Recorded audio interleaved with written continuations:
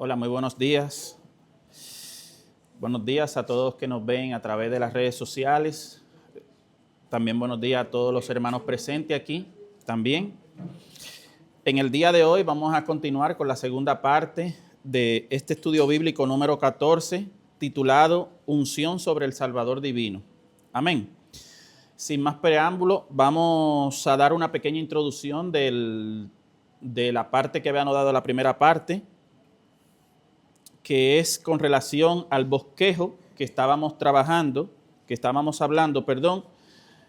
y es con relación al el profeta que Dios usó como precursor del Mesías, y este consta de dos partes, su parte A y su parte B.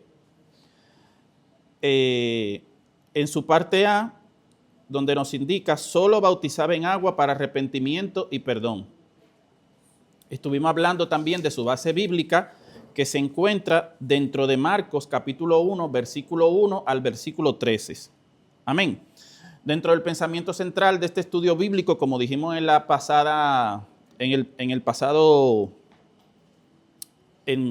los temas que estábamos tratando anteriormente, como divino Jesús no necesitaba ser ungido por el Espíritu Santo, pero debido a la humanidad con que fue revestido al venir a este mundo, necesitó dicha preparación ministerial. Amén. Como había dicho, dentro del bosquejo que estaremos hablando en el día de hoy, estuvimos hablando también, de la anunciaba al que el bautismo, al que bautizaría en el Espíritu Santo. También estuvimos hablando en su segunda parte que el profeta que Dios usó para presentar a Jesús el Mesías. Y esto lo vamos a poder ver dentro del capítulo 1 de Marcos, de su versículo 9 a su versículo 11. Y este consta de dos partes, la parte A y su parte B. Y dentro de su parte A nos indica que reconoció la divinidad de Jesús al bautizarlo. Y dentro de su parte B también vamos a hablar de lo que es que reconoció a las tres personas de la Trinidad.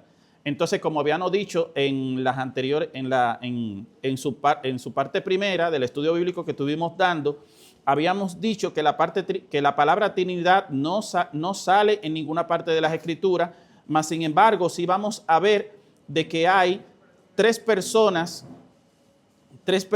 en un mismo ente que se llama Dios. Amén. Bueno, sin más preámbulos, pues vamos a iniciar esta segunda parte de este estudio bíblico titulado Unción sobre el Salvador Divino. Amén. En esta parte vamos a enfatizar o vamos a profundizar específicamente en su parte 2. En la parte 2, que es el profeta que Dios usó para presentar a Jesús el Mesías. Y esto lo vamos a ver dentro de Marcos 1, dentro de su versículo 9 a su versículo 11. Amén. Y vamos a tratar primeramente la parte A, que nos indica, reconoció la divinidad de Jesús al bautizarlo. Y esto lo vamos a ver en Marcos 1 en su versículo 9, que nos indica este versículo de Marcos 1, versículo 9, y vamos a leer la palabra en el nombre del Padre, del Hijo y del Espíritu Santo. Amén. Que dice, aconteció en aquellos días que Jesús vino a Nazaret de Galilea y fue bautizado por Juan en el Jordán. Amén. Bueno, dentro del contexto bíblico, la Biblia no contiene información detallada sobre el origen y desarrollo del bautismo en agua. Amén. Y esto ya lo habíamos dicho en la pasada clase que estábamos dando, de que el bautismo como tal no se refleja en las Escrituras, sino que las Escrituras lo que se refleja dentro del libro de Éxodo, Levítico y también el libro de Números, lo que se refleja es el lavamiento ceremonial. Amén. Sin embargo, también en esta parte, todos estos, como dice, es la misma fuente. Venían confesando sus pecados y eran exhortados a dar frutos dignos de arrepentimiento. Amén. Ante la curiosa pregunta de muchos, ¿por qué se bautizó Jesús? Si Jesús era el Hijo Divino de Dios, si Jesús existía ya desde la eternidad. Amén. Pero, como pudimos ver, el mismo Juan el Bautista, que estuvimos hablando también en la pasada, en la pasada clase que estuvimos dando también, Juan el Bautista en cierto punto también le dijo a Jesús, pero ¿por qué yo tengo que bautizarte? Yo no tengo que bautizarte porque tú eres más grande que yo. Yo sé cuál es tu propósito aquí. Y yo sé cuál es mi propósito, lo que yo vine a hacer también aquí, en esta tierra. Y hubo una parte que Juan el Bautista, que Jesús le dijo, esto es para cumplir con toda justicia. Entonces, esa es una de las explicaciones del por qué Jesús fue bautizado. Fue para cumplir con toda justicia de Dios, porque como podemos comprender, Jesús vino aquí a este mundo no para cumplir su voluntad, sino para cumplir la voluntad del Padre que fue quien lo envió. Amén. Lo que podemos decir en cuanto a Jesús, siendo divino y perfecto, tuvo que someterse al acto del bautismo en agua, es lo siguiente. El Hijo de Dios puso a un lado sus atributos divinos cuando asumió la naturaleza humana con la cual vino a cumplir la tarea redentora. Así que como hombre le convenía cumplir con toda justicia, como ya habíamos hablado anteriormente. En Jesús el acto del bautismo no estaba relacionado con la vida moral, sino con la posición oficial como sacerdote, profeta y rey, como el Mesías, como el ungido de Dios y el modelo perfecto del ministerio cristiano. Amén. Otra razón fue que con su ejemplo y más tarde por su mandamiento, que esto lo podemos ver en Mateo 28, versículo 19 y Marcos 16, en su versículo 16 también, estableció el bautismo en agua como un principio de ética y testimonio para la iglesia a través de las generaciones. Así que, mis hermanos, el bautismo como tal, que eso fue un llamado para el Juan el Bautista. Juan el Bautista fue llamado para abrir el camino, para enderezar el camino del Señor, para que todas esas personas que iban a ser llamados con ese propósito de seguir a nuestro Señor Jesús, amén.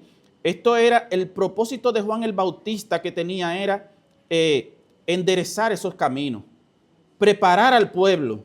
¿Para qué? Para cuando llegase nuestro Redentor, nuestro Mesías, Jesús de Nazaret, o como lo dicen también en hebreo, Yeshua. Amén. En su segunda parte, reconoció a las tres personas de la Trinidad. Esto se quiere decir de que, como ya había dicho en su momento, la Trinidad, ese término o esa palabra no sale en ninguna parte de las Escrituras. Hago mucho énfasis en esto porque no vine a traer confusión a este estudio bíblico, sino aclaración. Amén. Entonces, el escenario de esto del río Jordán y todo el maravilloso acontecimiento en torno al bautismo de Jesús es uno de los cuadros más trascendentes del Nuevo Testamento. La mayor lección que se deriva de este evento es la manifestación clara e innegable de las tres personas de la Trinidad divina. Y estamos hablando de Dios Padre, Dios Hijo y Dios Espíritu Santo. Amén. desde el primer versículo de la Biblia, se viene señalando una pluralidad en la presentación de Dios. Y como pudimos hablar, ya esto lo hablamos en la semana pasada, de cómo se habla, de cómo nos relata en el libro de Génesis, desde Génesis 1:1, donde nos informa y nos dice el Señor a través de su palabra, que dice, se halla en el nombre hebreo, se halla en el nombre hebreo Elohim, cuya terminación plural, Hin, habla de más de una persona de la deidad. Luego, más tarde, se dan verbos plurales como hagamos, y esto lo podemos ver en Génesis 1, en su versículo 26, y también nos habla donde dice descendamos y confundamos, y esto lo podemos ver también dentro del libro de Génesis 11 en su versículo 7. Entonces, como podemos ver, estas palabras están en plural. Hagamos,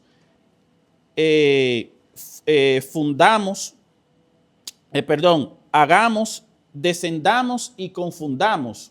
Entonces, eso que está en plural es porque hay dentro de esa misma entidad que nosotros llamamos Dios, hay tres personas que se manifiestan dentro de esta misma entidad. Amén. También esta pluralidad la podemos ver también en el libro de Isaías, en su capítulo 6, versículo 8, que hace una pregunta y dice, ¿y quién irá por nosotros? ¿Quién irá por nosotros? ¿O quién hará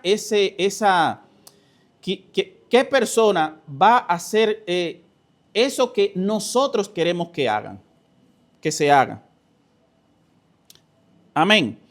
En el acto del bautismo de Jesús se ve de manera innegable la manifestación de tres personas. Jesús subía del agua después de ser bautizado por Juan.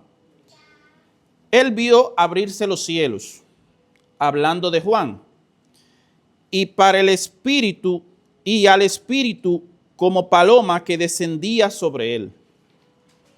Y una voz de los cielos,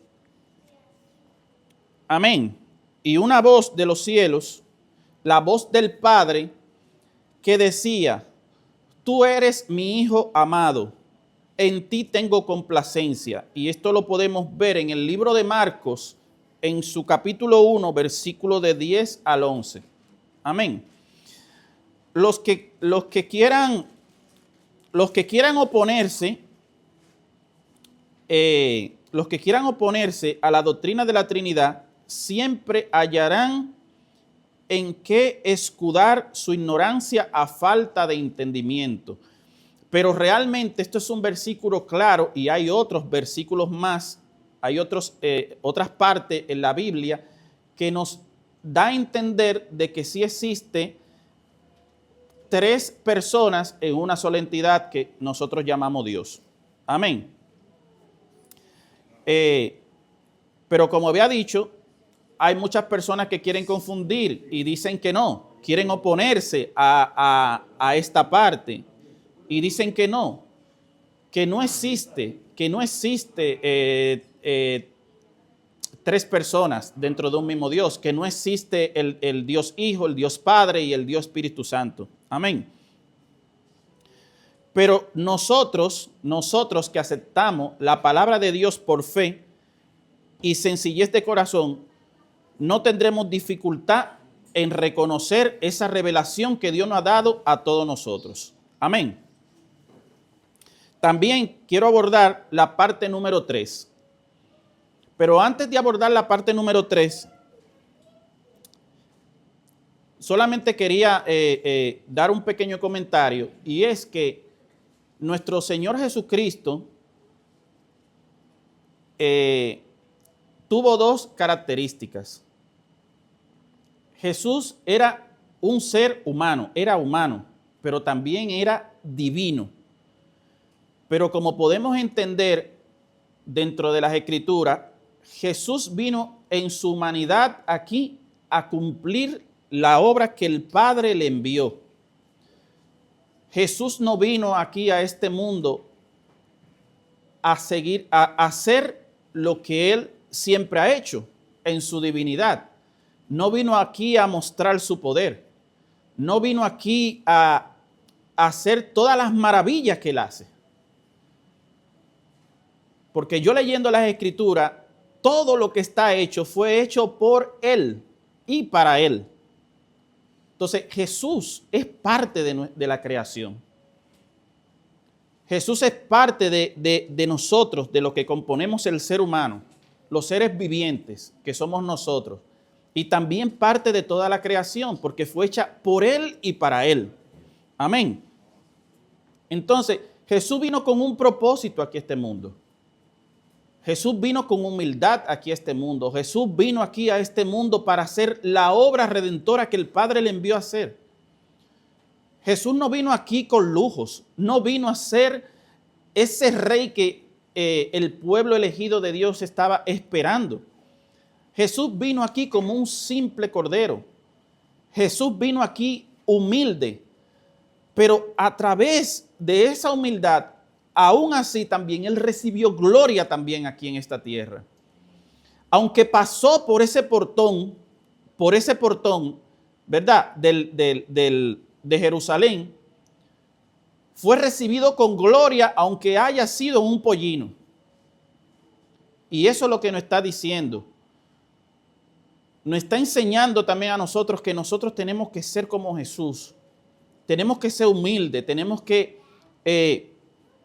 hacer las cosas que a Dios le complace, no lo que nos complace a nosotros.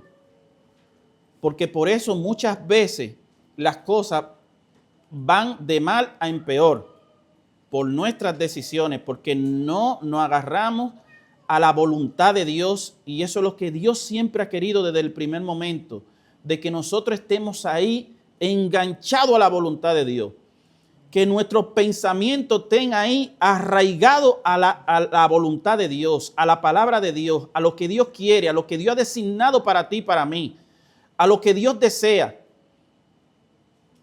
Que los deseos de Dios sean tus deseos. Y eso es lo que el Señor quiere en esta mañana. Amén. Bueno, en su tercera parte dice, la unción domina la carne, al mundo y al diablo. Y esto lo podemos ver dentro del libro de Marcos, en su capítulo 1, desde el versículo 12 al versículo 13. Y yo quiero enfatizar de lo que se va a hablar en esta parte. Amén. De cómo el Espíritu Santo que Jesús acaba de recibir no fue una garantía contra las tentaciones. Hay muchas congregaciones, discúlpeme que me vaya por una tangente, pero hay muchas congregaciones hoy en día que realmente dicen que si tú eres bautizado en el Espíritu Santo, que no sé cómo lo saben eso, que tú eres bautizado en el Espíritu Santo, porque el único que lo sabe todo es Dios. Amén. Pero que si tú eres bautizado en el Espíritu Santo, pues tú no vas a tener aquí ningún tipo tú no vas a tener problemas. Tú no vas a tener dificultades. Tú no vas a tener ningún tipo de tentaciones. Tú no vas a ser afligido. Tú no vas a pasar por nada. Tu vida cambiará de una forma maravillosa, de una forma extraordinaria. Todo lo que vendrá a tu vida va a ser bienaventuranzas.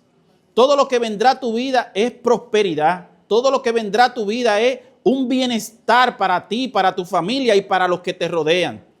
Porque parece que el Espíritu Santo que va a morar en ti, en ese bautismo que dicen otras congregaciones, amén, que ese bautismo que mora en ti también va a ser un reflejo para los otros. Los demás también, los que estén acercados a ti, también van a ser bendecidos también. Porque tú eres bautizado en el Espíritu Santo.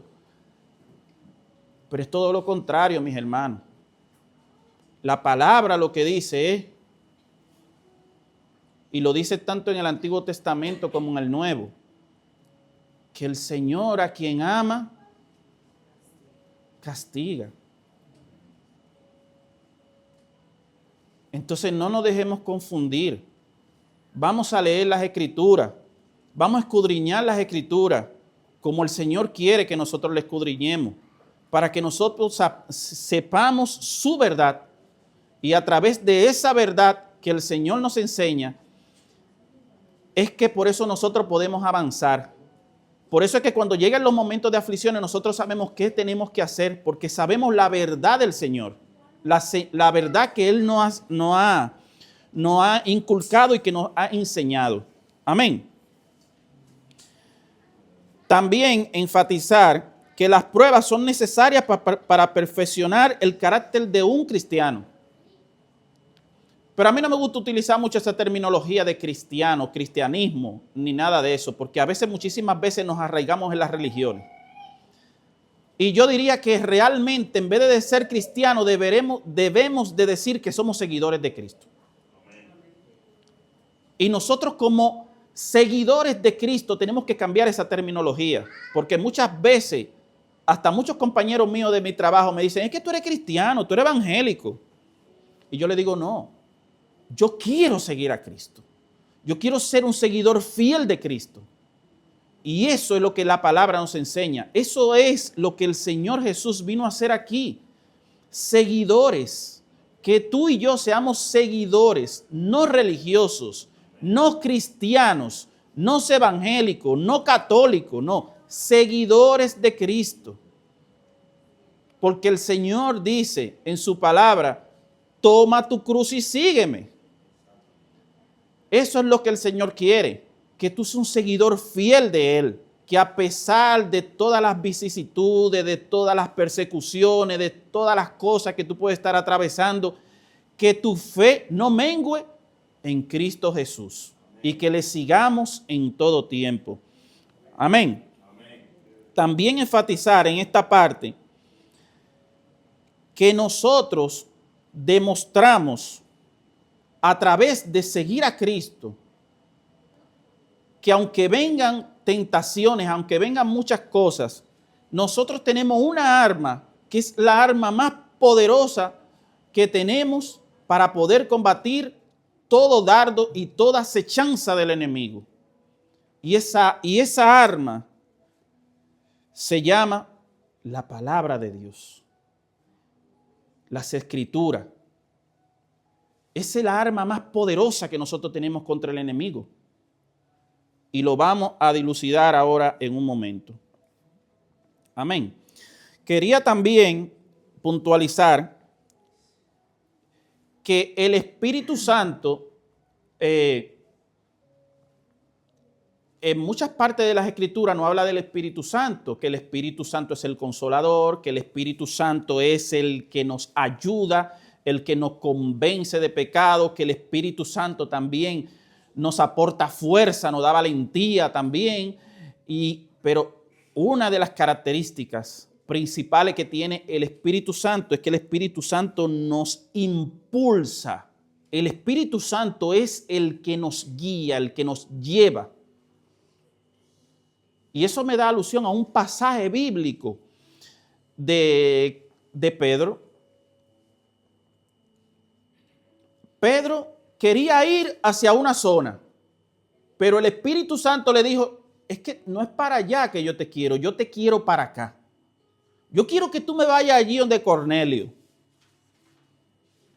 Pero anteriormente él ya había tenido una visión de un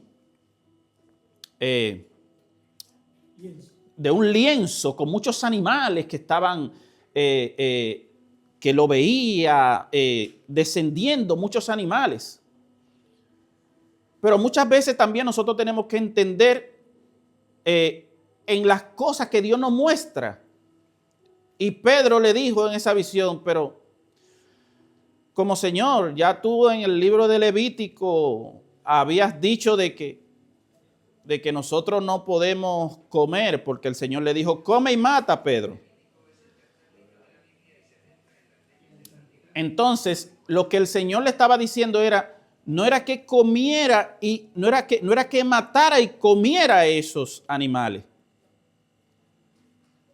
Porque Pedro ya había dicho Pero Señor, si tú lo has dicho en tu palabra, que de ningún animal inmundo nosotros debemos de comer. Pero el Señor no le estaba diciendo eso. El Señor lo que le estaba diciendo es eso que tú tienes dentro de tu corazón. Eso que tú tienes dentro de tu corazón. ¿Qué es lo que tú tienes dentro de tu corazón? Que tú no te quieres juntar con personas gentiles, extranjeras de otros países. Y eso era lo que el Señor le dijo 3 veces. Mata y come. Mata eso que tienes ahí. Y come. Busca esas almas perdidas.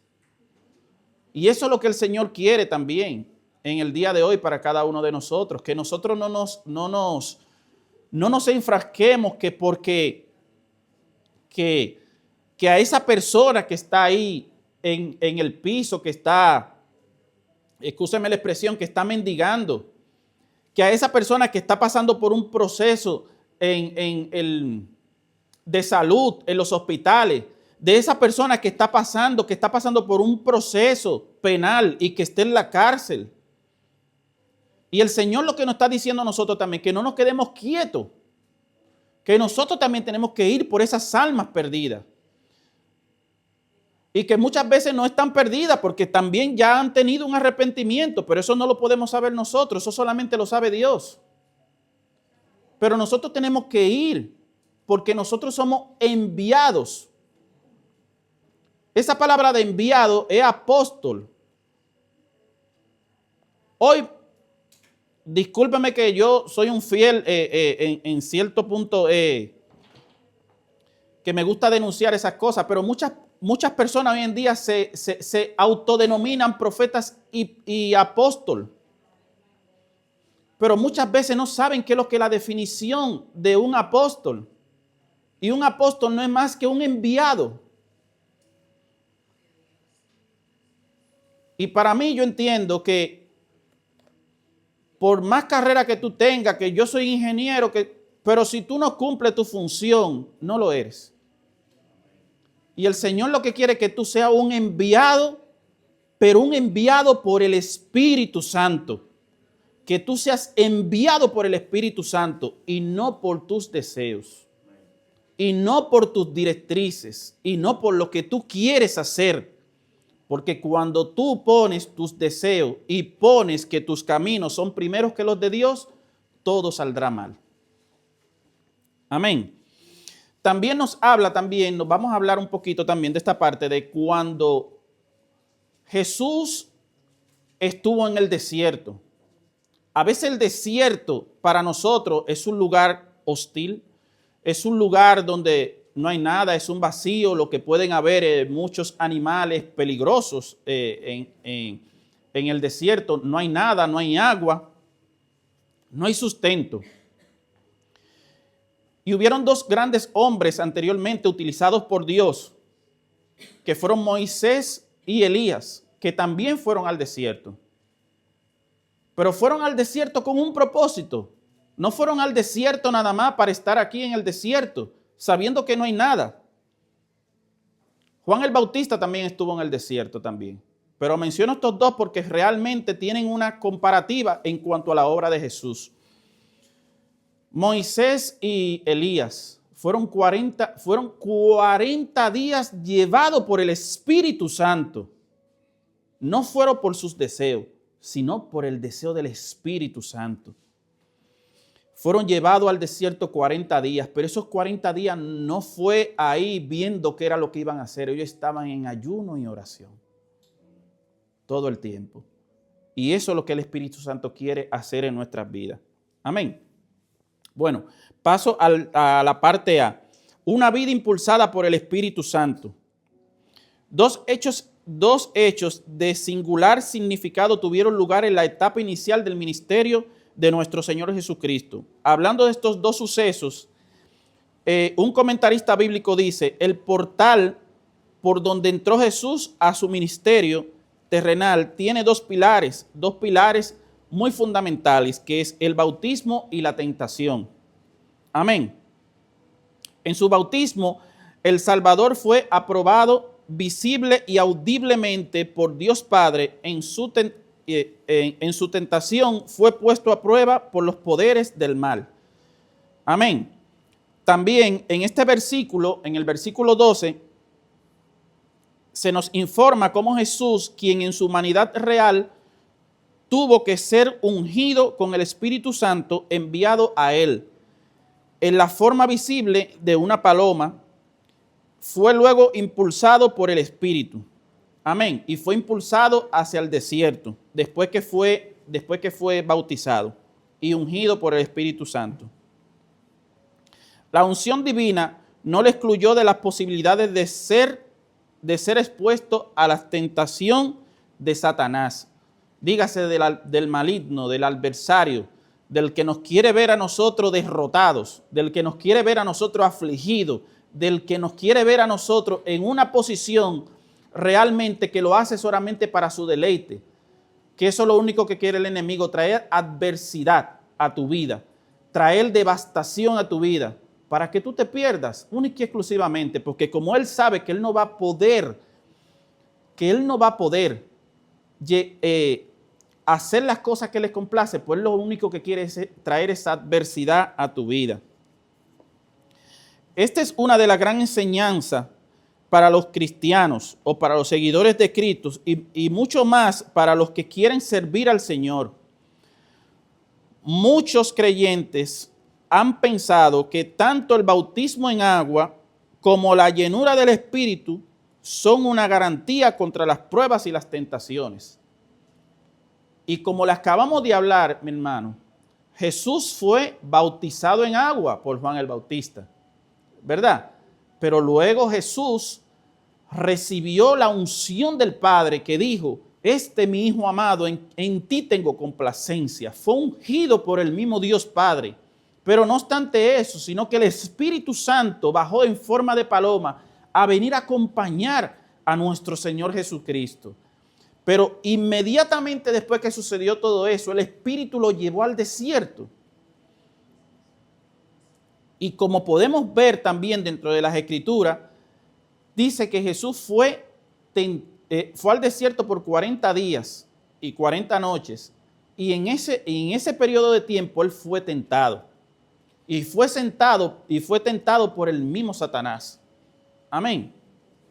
Entonces, ahí podemos ver ya de que realmente, aunque tú estés bautizado en agua y aunque tú tenga la llenura del Espíritu Santo, pues tú puedes seguir siendo tentado por el mismo Satanás. Ahora, la decisión la tienes tú. Porque si tú no estás arraigado en la palabra del Señor y si tú no tienes la palabra del Señor como la única verdad en tu vida, pues tú vas a ser engañado. Y eso es lo que el Señor te está mostrando a través de esta enseñanza también, de que nosotros nos tenemos que arraigar en la palabra del Señor para cuando vengan esos dardos que el enemigo nos lanza con fuerza para destruirnos, pues nosotros la única arma que tenemos es la palabra de Dios para defender la verdad y la justicia de Dios para con todos nuestros hermanos también. Amén. Bueno, en su segunda parte también de una vida triunfante en todos los aspectos. Jesús tuvo una vida triunfante en todos sus aspectos, aunque llegó esos momentos de aflicción, aunque llegaron esos momentos que no fueron muy gratos para Jesús, pero como le dije, Jesús vino a hacer la obra que el Padre le encomendó y él cumplió con toda obra, con toda humildad y con toda sencillez. Aferrándose a su estilo lacónico y preciso, el autor y discípulo de Pedro, que estamos hablando de Juan Marcos, solo indica que Jesús estuvo en el desierto por 40 días. Este periodo es un término familiar, como ya había dicho antes, porque otros hombres que fueron utilizados por Dios, como Moisés y Elías, también fueron llevados también al desierto por 40 días también. Amén. Bueno, el diablo ha estado tratando de destruir la obra de Dios desde el principio de la creación. Trató de dar muerte a Jesús durante su infancia en el caso que estamos tratando ahora, quería derrotarlo para evitar que iniciara su ministerio con victoria. Amén. En segundo lugar, también Marcos informa que era tentado por Satanás. En Mateo capítulo 4, en su versículo del 1 al 11, y Lucas 4, en su versículo del 1 al 13, se describe 3 de las tentaciones de Jesús. Pero las palabras de Marcos sugieren que estas no fueron las únicas. Un tercer dato es que Jesús estaba con las fieras. Esto habla de la soledad en que estuvo el Señor durante este tiempo en la región conocida hoy como el desierto de Judea. Hoy como el desierto de... conocido como el desierto de Judea. Pero en un tiempo, en dicha zona, la presencia humana era inexistente. Amén.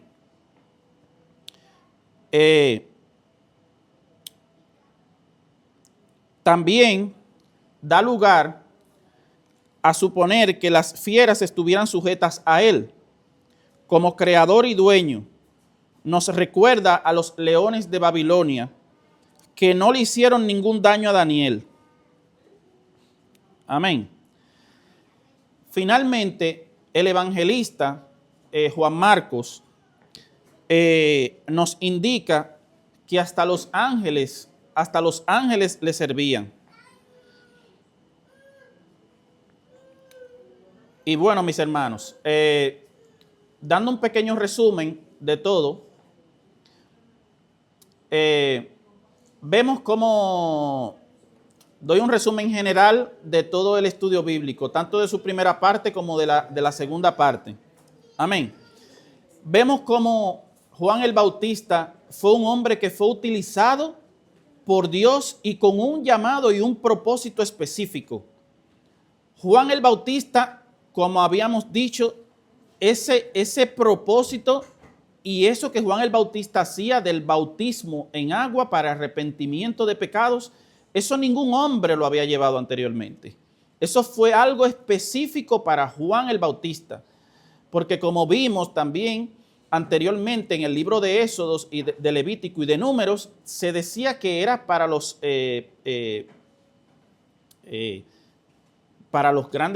sacerdotes, los créligos, créligos creo que se llama así. Exacto. Gracias por la palabra, hermano.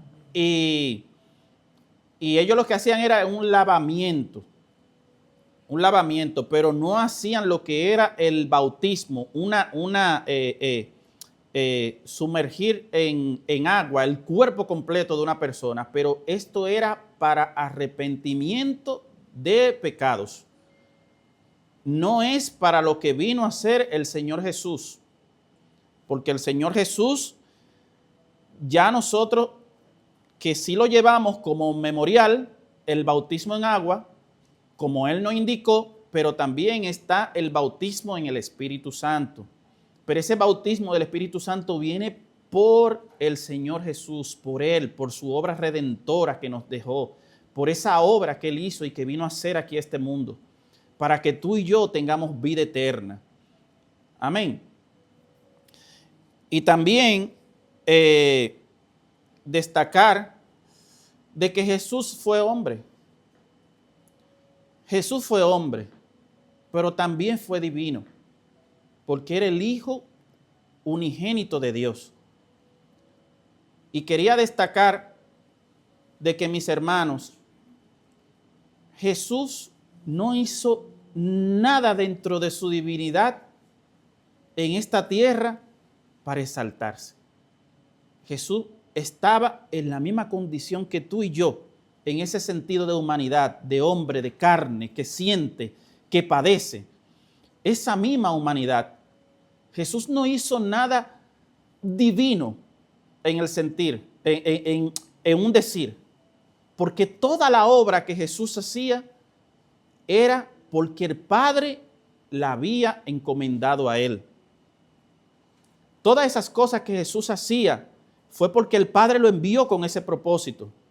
¿Y a quién era que él tenía que sanar? ¿A quién era que él tenía que abrir los ojos? ¿A quién era que él tenía, a ese paralítico, a quién era que él tenía que parar? Pero todo eso era porque Jesús tenía sus oídos prestos para escuchar al Padre, que le decía, este es el que va a ver en el día de hoy. Este es el que va a abrir sus ojos hoy. E inclusive cuando Jesús fue a la cruz y que murió y que dijo, consumado es, y dijo, Padre, a ti encomiendo mi espíritu. Y esto no es parte de este tema, pero quería decirle que Jesús dice en la Escritura que Dios Padre fue que resucitó a Dios Hijo. Que tal vez muchas personas dirán, bueno, pero fue Jesús mismo que se resucitó.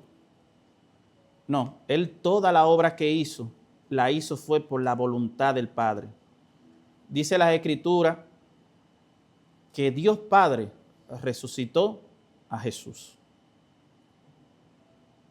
Luego lo pasaré y lo escribiré también aquí para que vean ese versículo específicamente donde lo dice, literal, de que fue Dios Padre que hizo esa obra en Jesús. Amén. Y bueno, mis hermanos, también quería decirles que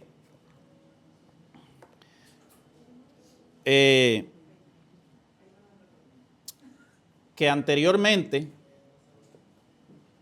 quería decirle para el público que nos ve a través de las redes sociales, que muchas gracias por este tiempo, que muchas gracias también por vernos a través de las redes sociales y ver estos estudios bíblicos. Esperamos que sea de mucha edificación para cada uno de ustedes. Y yo quiero que hagamos una oración. No lo cortes. Que hagamos una oración. Vamos a hacer una oración porque el Señor es bueno. El Señor, a través de su infinita misericordia, a ti que tú nos estás viendo también a través de las redes sociales, el Señor ha tenido misericordia en muchísimas ocasiones con nosotros. El Señor ha sido bueno. El Señor ha sido tan bueno que el Señor envió uno para que preparara el camino primero antes de su llegada. Para darnos luz, para darnos a nosotros eso que tanto necesitamos. Esa salvación que no es porque nosotros la merecemos, sino porque nuestro Señor Jesucristo se ha dado Él como Cordero Pascual para que tú tengas vida y vida en abundancia. Y te damos gracias, Señor, por esa obra que tú has hecho, Señor, para cada uno de nosotros, porque nosotros estábamos muertos dentro de nuestros delitos y pecados, Señor. Porque nosotros no éramos merecedores, Señor, del reino de los cielos. Y nosotros te pedimos, Señor, en esta mañana de gloria, en esta mañana de victoria para ti, Señor, que tú nos hagas humilde de corazón, que tú nos revista con tu Espíritu Santo, Señor, que tú nos unjas, Señor, y que tú nos hagas a nosotros, que nosotros seamos poseedores, Señor, de todas esas cosas y esas maravillas, Señor, que tú tienes, Señor. A ti te damos las gracias, Señor, porque nosotros no hacemos nada con nuestras manos, Señor. Tú eres el que nos utiliza a nosotros como herramienta. Así, Señor, tú que eres nuestro alfarero, Señor. Nosotros somos el barro, Señor. Y nosotros necesitamos, Señor, de que tú nos vuelvas a componer con tus manos, Señor. De que tus manos, Señor, sean las que nos vuelvan a moldear. Para que nos hagan esa criatura perfecta, ese ser viviente que tú no hiciste en el principio, Señor.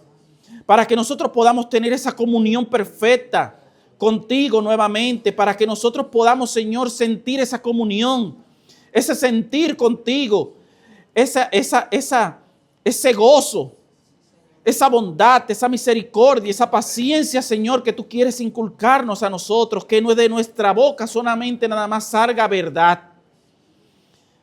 Que tu Espíritu, Señor, more cada día en nosotros. Te pedimos, Señor, de que tú hagas tu voluntad, Señor, en nuestra vida. De que tus caminos, Señor, sean nuestros caminos, Señor, también. De que tus directrices sean nuestras directrices, Señor. De que nuestros deseos sean desechados, sean quemados, Señor. Que sean echados en el fuego, en el horno, Señor, ahí. Y que todas esas impurezas, Señor, de nuestro corazón, de nuestros pensamientos, de nuestro caminar, de nuestra forma de cómo dirigirnos, Señor, en nuestra vida, Señor.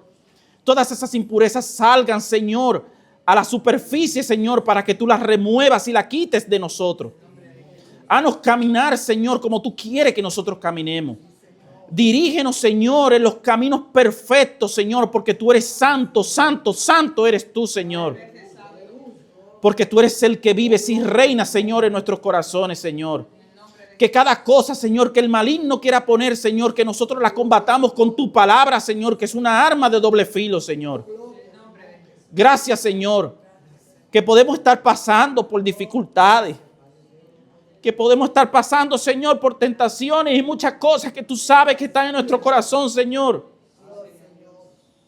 Pero tú eres el que nos colma de bendiciones, Señor. Tú eres el que nos ministra, Señor. Espíritu Santo, Señor. Revístenos, Señor, de tu amor. De tu misericordia, Señor. Que seas tú, Señor, trabajando en nuestra vida, Señor. Que no importa las cargas que tengamos, Señor. Tú sabes, Señor, hasta dónde podemos soportar. Porque tú no nos das cargas, Señor, que nosotros no podamos soportar, Señor. Tú nos dices, Señor, de que tú nos revistes, Señor, también de paciencia, Señor, de que tú nos revistes también, Señor, de que nosotros podamos soportar cosas que tal vez nosotros entendemos dentro de nuestra humanidad que no vamos a poder soportar. Y a ti te damos las gracias, Señor, porque tú eres un Dios bueno, misericordioso. Y también tu justicia, Señor, hasta tu justicia también es buena, Señor. Gracias también, Señor, por tu justicia. Gracias, Señor, por tu santo juicio. Gracias, Señor, por todas las cosas que haces en nosotros. Y a ti damos la gloria, la honra y el honor, porque tú mereces todo, Señor. Gracias, Señor, por este momento, por este día. Y gracias, Señor, por nuestras familiares. Te pedimos por cada uno de ellos, te pedimos por cada esas iglesias, Señor, que tú revistas esas iglesias, Señor, para que sean seguidores de Cristo, más no religiosos. Ayúdanos a seguir a Cristo. Ayúdanos, Espíritu Santo, a llenarnos con la llenura del Espíritu Santo. Ayúdanos, Señor, a revestirnos de tu Espíritu Santo que mora en nosotros. Que nos guíe, que nos reviste y que nos lleve al lugar que el Espíritu Santo quiera. No a nuestros caminos, no a nuestras direcciones y no a ningún sitio, Señor, que tú no quieras. Gracias, Señor, por este tiempo. Gracias, Señor Jesús. En el nombre de Jesús. Amén. Y quería decirle a nuestros hermanos también que nos ven a través de las redes sociales que no te pierdas el próximo estudio bíblico que se estará dando. Amén. Llamado el llamamiento que transforma vidas. Amén. Ese es el estudio bíblico número 15. Bueno, que el Señor le bendiga y que le colme de muchas bendiciones.